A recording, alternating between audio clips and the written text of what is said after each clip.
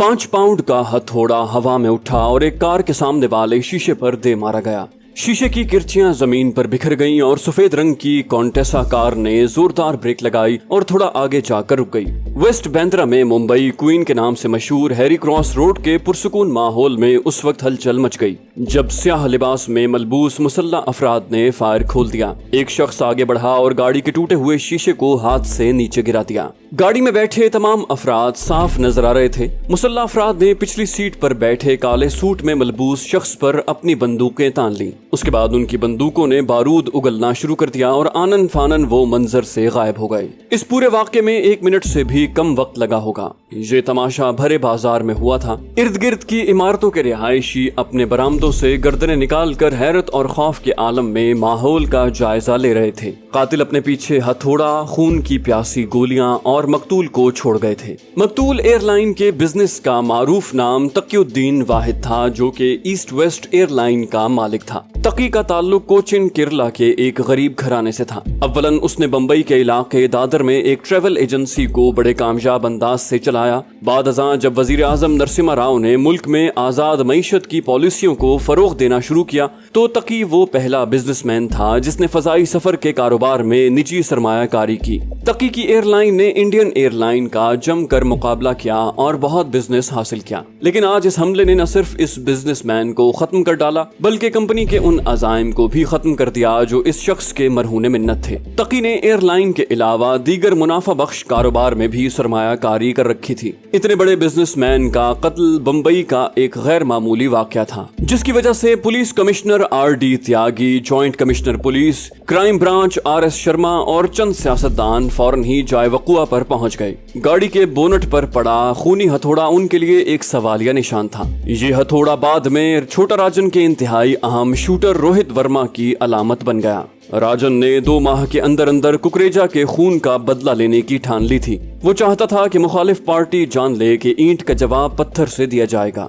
दीगर गैंगस्टरों की तरह राजन को भी मालूम था कि हर बड़े कत्ल के बाद पुलिस वाले सिक्योरिटी को हाई अलर्ट कर देते हैं और अपने रिकॉर्ड में मौजूद चंद अफराद को शक की बुनियाद पर गिरफ्तार कर लाते हैं और फिर सब मामलात पर ठंड पड़ जाती है। रोज रोज इस खेल से माफिया गैंगस्टर के साथ साथ अब पुलिस भी मानूस हो चुकी थी। कुकरेजा के कत्ल के बाद राजन ने 2 महीने तक इंतजार किया कि पुलिस की अलर्ट सिक्योरिटी जरा ठंडी पड़ जाए और फिर उसके बाद कोई जबरदस्त कार्रवाई की जाए। कुकरेजा के बाद अब तकी के कत्ल ने न सिर्फ बम्बई के कारोबारी अफराद को खौफ में मुब्तला कर दिया था बल्कि पुलिस के अफसराने बाला के लिए भी ये एक नया चैलेंज था। यानी सिर्फ 2 माह के अरसे के अंदर अंदर 2 इंतहाई अहम बिजनेसमैनों को कत्ल किया जा चुका था।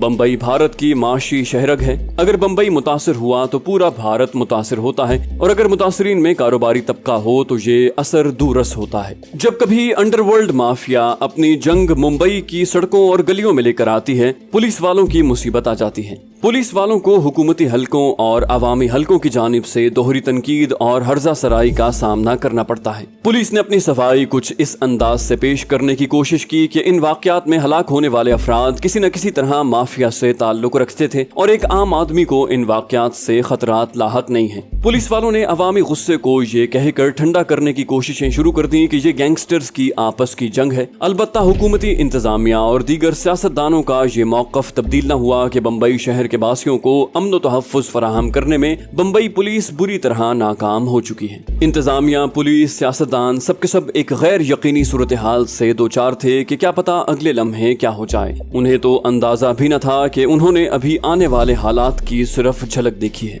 कुकरेजा और तकी का कत्ल महज 2 कारोबारी अशखास का कत्ल न था बल्कि ये कत्ल 2 गिरोहों के दरमियान पहले से मौजूद मुखासमत पर इस तरह असरअंदाज हुए जैसे जलती पर तेल। इन दोनों अफराद के कत्ल ने बम्बई को नाकाबिल कंट्रोल कत्ल गारतगरी और दहशतगर्दी के एक नए दौर में धकेल दिया। छोटा शकील, गाउली, छोटा राजन और अब एक नया नाम अबू सालिम दिन रात मुखालिफ पार्टी के कारिंदों और माली मुआवनत करने वालों की तलाश में रहते। जहां किसी पर जरा बराबर शक हुआ, गोली उसका मुकद्दर बनी। जिस किसी शख्स ने इन गैंगस्टर्स को भत्ता देने से इनकार किया उसे बड़ी ही बेदर्दी से कत्ल कर दिया गया। मारूफ बिल्डर्स मनीष शाह, दिलीप वलीचा और नटवर लाल देसाई को दिन दहाड़े गोलियों से भून दिया गया। इनके अलावा बड़े बड़े कारोबारी अफराद जिन्हें भत्ता माफिया की भेंट चढ़ना पड़ा, ان میں کریم مریڈیا، ولاب ٹھاکر اور سنیت کھٹاؤ شامل ہیں۔ جتنا بڑا شخص بمبئی کی سڑکوں پر گولی کا نشانہ بنایا جاتا، ان دونوں کے خوف اور انڈر ورلڈ میں ان کی شان و شوکت میں اسی قدر اضافہ ہو جاتا۔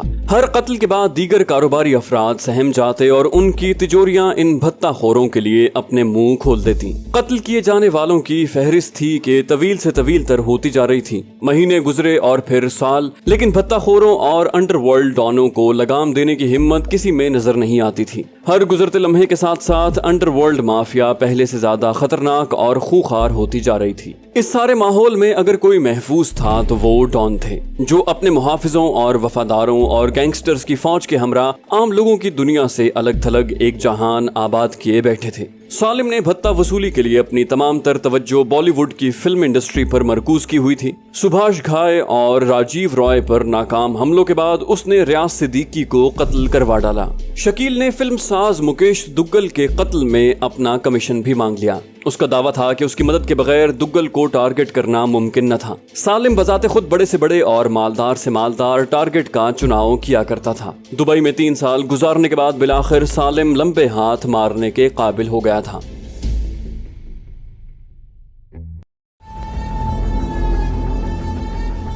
ممبئی مافیا کی 6 دہائیوں کا لمبا اور مشکل ترین سفر۔ یہ داستان ایک ایسے شخص کے گرد گھومتی ہے جس نے بہادری، چالاکی اور مضبوط اعصاب کی بنیاد پر خود کو ڈان بنوایا۔ کہانی کی طرف بڑھنے سے پہلے آپ سے گزارش ہے کہ چینل کو سبسکرائب کیجیے اور ویڈیو کو لائک کیجیے۔ آئیے کہانی کی طرف چلتے ہیں۔ گلشن کمار کا شمار ان لوگوں میں ہوتا ہے جنہوں نے آگے بڑھنے کے لیے کسی کا سہارا نہ لیا تھا۔ وہ دریا گنج نیو دلی کی گلیوں میں جوس بیچنے والے کا بیٹا تھا۔ کمار نے ہمیشہ یہی خواب دیکھے تھے کہ ایک دن وہ خود کو منوا کر رہے گا۔ 23 برس کی عمر میں اس نے سپر کیسٹ نامی ایک کمپنی قائم کی۔ یہ کمپنی سستے داموں ملنے والی آڈیو کیسٹوں کا بزنس کیا کرتی تھی۔ کم قیمت پر کیسٹوں کی فروخت نے سپر کیسٹ کمپنی کو واقعتاً سپر کمپنی بنا دیا تھا۔ جب وہ آڈیو کیسٹوں سے ٹھیک ٹھاک دولت کما چکا تھا تو اس نے ہندو مذہب پر مبنی ویڈیو کیسٹوں کا کاروبار بھی شروع کر دیا۔ اس نے اپنی کمپنی کے ذریعے ہندو مذہب کو بھارت میں فروغ دینا شروع کیا۔ 1980 کی دہائی کے اواخر میں فلم انڈسٹری چند ایسے بااثر افراد کے تحت چل رہی تھی جو چند منتخب شدہ آرٹسٹوں کو ہی کام دیتے تھے۔ گلشن نے آہستہ آہستہ میوزک کی دنیا میں اپنا اثر و رسوخ قائم کر لیا تھا۔ گلشن نے اپنی طرف سے چند نئے چہرے روشناس کروائے جن میں سونو نگم، انورادھا اور کمار سانو معروف نام ہیں۔ اس نے فلم انڈسٹری میں نئے اداکاروں اور ہدایت کاروں کو بھی متعارف کروایا۔ اس نے ٹی سیریز کے تحت بمبئی میں کئی نئے سنگیت کاروں کو بھی متعارف کروایا۔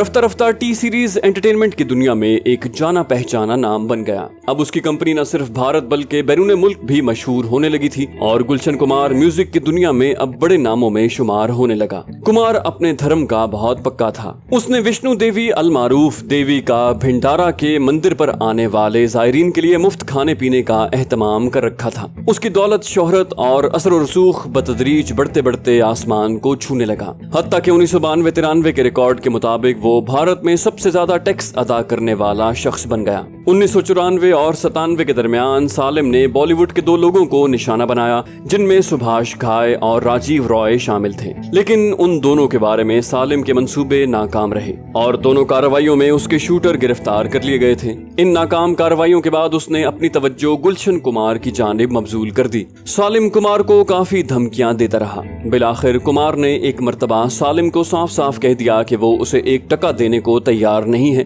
اس بات سے سالم بفر گیا اور اس نے تہیہ کر لیا کہ کمار کو اس کی میوزک کمپنی سمیت صفحہ ہستی سے مٹا دے گا۔